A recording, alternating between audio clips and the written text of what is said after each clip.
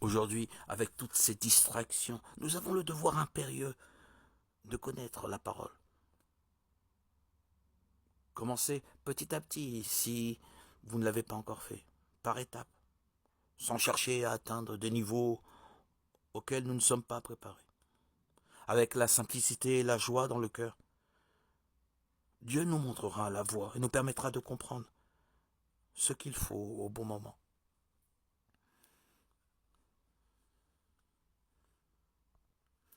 Nous pourrons puiser par le moyen de la parole, des écrits saints, les forces qui nous manquent pour accomplir le minimum de nos responsabilités. Si nous poursuivons nos lectures de la Bible, nous suivons humblement ses directives, nous serons alors abreuvés d'eau pure, sans jamais risquer l'extinction que peuvent provoquer trop de lumière. Il est prédit qu'à la fin des temps, il y aura un déluge d'hérésie.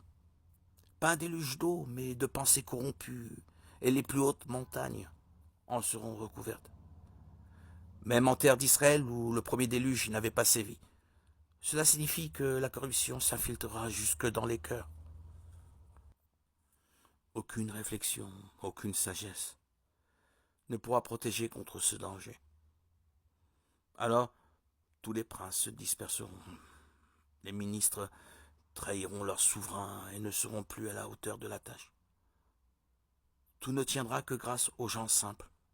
La pureté ne se trouvera plus que chez ceux qui récitent les psaumes en toute modestie, qui restent attachés au Seigneur.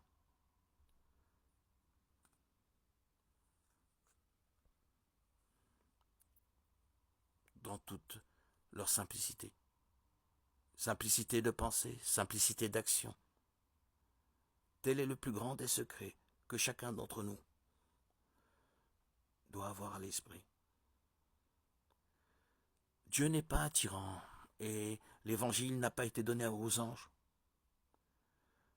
Que l'homme choisisse une bonne action, de bonnes œuvres à faire, où il s'appliquera plus que le reste. Une action particulière qui cherchera à enjoliver de son mieux, sans tomber dans l'excès,